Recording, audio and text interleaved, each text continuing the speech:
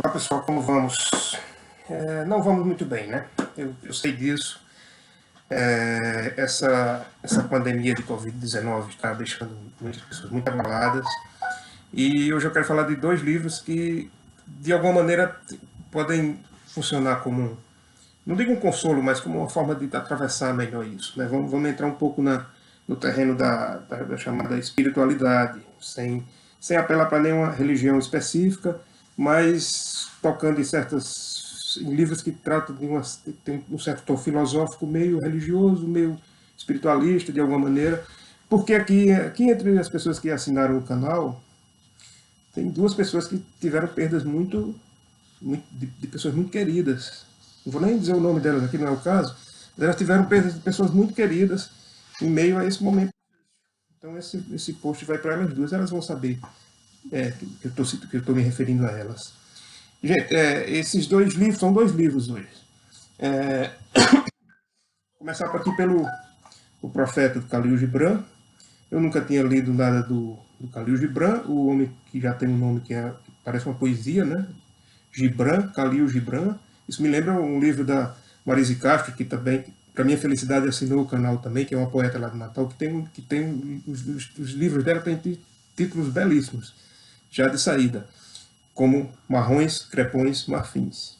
Aqui está o nosso Gibran, Khalil Gibran, o cara que nasceu em 1883 e viveu até 1931, entre o Líbano, que é o local de origem dele, Nova York, Paris, e deixou esses livrinhos aqui curtos, mas de conteúdo poético transcendente, bem acentuado. Eu nunca tinha lido, sempre ouvi falar, como todo mundo.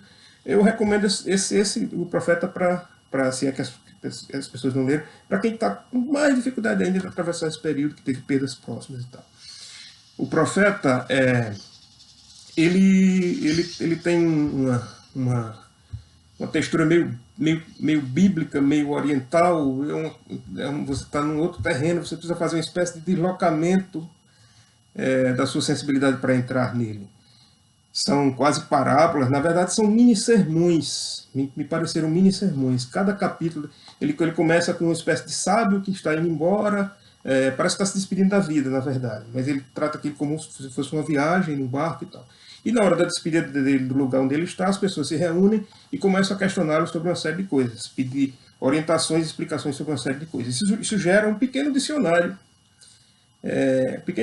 de termos sobre determinadas coisas que ele vai, cada capítulo, são curtíssimos, ele vai descrevendo um pouco sobre aquilo, ele vai fazendo um pequeno ensaio, um pequeno sermão sobre aquilo.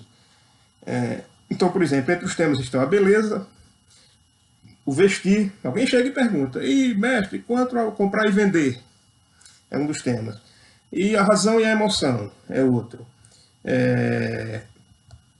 Eu vou citar dois aqui, porque deixa eu colocar os óculos. São dois aqui, rapidinho, não vai. Vocês vão ter uma ideia aproximada aqui. Eu vou me atrapalhar um pouco, porque tem muitas páginas marcadas aqui. Esse aqui é sobre, para quem está com um momento difícil. Tristeza. Alguém falem sobre a tristeza. E ele diz algumas coisas, entre elas ele diz assim: alguns dizem, a alegria é maior do que a tristeza. E outros dizem, não, a tristeza é maior. Mas eu vos digo, elas são inseparáveis, elas vêm juntas. E quando uma está sozinha convosco na mesa, a outra está dormindo na vossa cama. Tem um equilíbrio aí.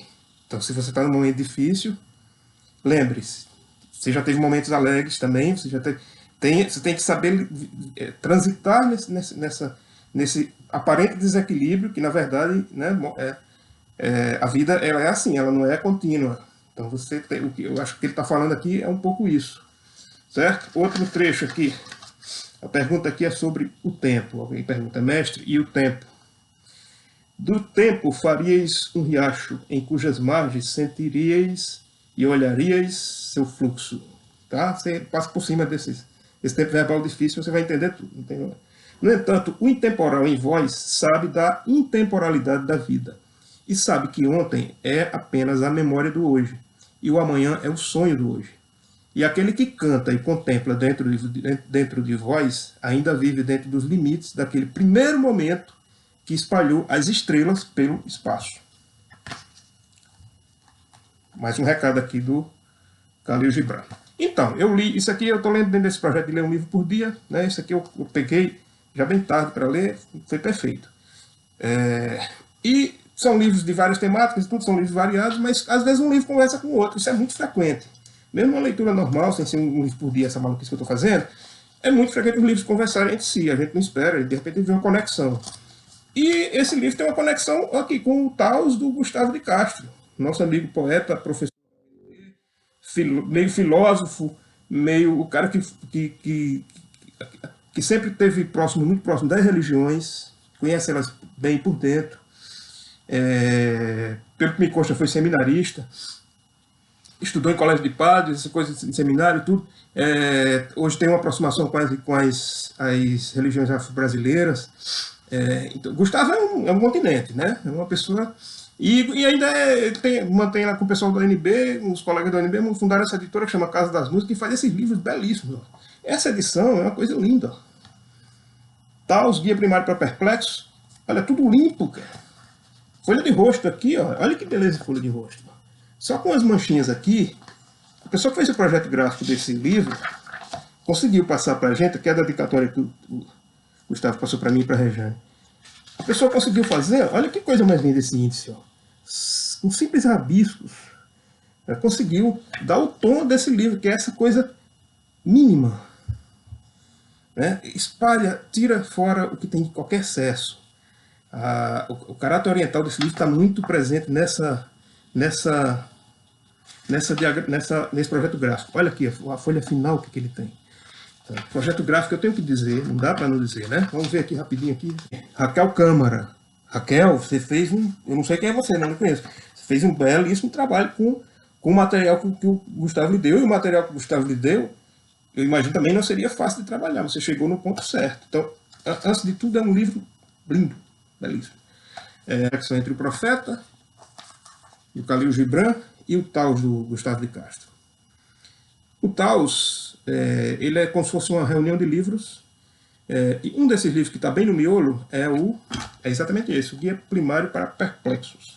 O que é o Guia Primário para Perplexos? Gustavo de Castro usa esse Guia Primário para Perplexos para abordar em forma de prosa poética temas como solidão, fé, tristeza também está aqui, felicidade. O curioso é que ele transforma todos esses sentimentos, essas condições, em espécie de pessoas, de personagens. É muito interessante. É o miolo do livro, é a parte que você vai mais gostar do livro. O livro inteiro ele tem outro tom, não é exatamente esse, mas eu vou começar por essa parte, que é a que vai chamar mais a atenção de quem estiver lendo, eu tenho certeza. Então, por exemplo, quando ele fala sobre solidão. Solidão é um texto, aqui está o texto da solidão, e ele fala assim: ignoro se solidão já passou dos 50. O que eu sei é que ela passa o dia a envolver-se com uma coisa e outra. Quando ele resolve perfilar aqui, fé. Há duas maneiras de falar de fé. Fé que é tipo uma pessoa. A primeira dizendo das coisas que ela acredita. A segunda das coisas que ela faz, independente de acreditarem ou não. E assim vai. Chuva. Que chuva vive caindo e correndo na rua, todos já sabem. E aí continua, certo. Deixar vocês na curiosidade. No restante do livro, nas outras partes do livro, o que se percebe muito aqui o Gustavo ele pega esses nossos hábitos verbais, que todos temos, de repetir as mesmas expressões, por exemplo, ele desmancha isso, como uma criança que está brincando, desmontando um brinquedo, e para tentar refazer, achar a conexão entre as peças do brinquedo, e nisso ele chega a outras constatações, poeticamente, trabalhando poeticamente. Então, por exemplo, e nisso ele também tira muito humor, tem muito humor nesse livro. Ele faz pequenas observações. Normalmente os títulos dos poemas meio que fazem parte dos poemas, eles são importantes para o poema, eles já são o começo do poema. E resulta nisso, são poemas que eles são de certa maneira meio marotos, digou o termo tal e botou esse S aqui, já mudou a semântica da história. Ao mesmo tempo que ele está se referindo ao tal, ele está sugerindo outras coisas.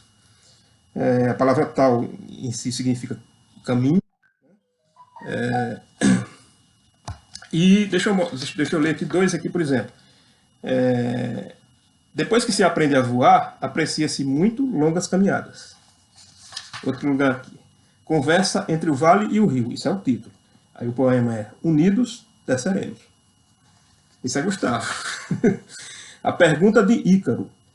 Por que será que todo lugar alto faz a gente cair em si? Ninhos, esse aqui é muito Mário Quintana. Ninhos, quando juntar o meu nada com o teu, vamos erguer um castelo de vagas e nele habitar passarinhos. Passarinho na linguagem poética, não tem como não lembrar Mário Quintana. E é isso. Esse livro, digamos, menos espiritualista do que o outro, né? Porque ele é mais contemporâneo e tal. Mas esses dois livros, cadê o outro? Esses dois livros, eles podem lhe ajudar a atravessar esses momentos tão difíceis. Aqui é um livrinho surpreendente, você vai virando as páginas e você não sabe o que, é que você vai esperar. O Gustavo é surpreendente, ele pode lhe pegar lá na frente, mas ele vai lhe pegar com carinho, ele é jeitoso aqui com você. Aqui é uma coisa mais ancestral, né? Pode soar mais pesado, pode soar mais definitivo, uma coisa mais clássica, né? E aqui é mais informal, mais leve, mas esses dois livros podem lhe ajudar a passar pela pandemia, você que está sofrendo mais proximamente a ela. Graças a Deus, aqui a gente não tem, próximo a gente aqui não tivemos nenhuma ocorrência muito perto. Mas vamos nos segurar com literatura também, que vai nos ajudar bastante. Tá bom? Esse foi o vídeo de hoje. Até o próximo.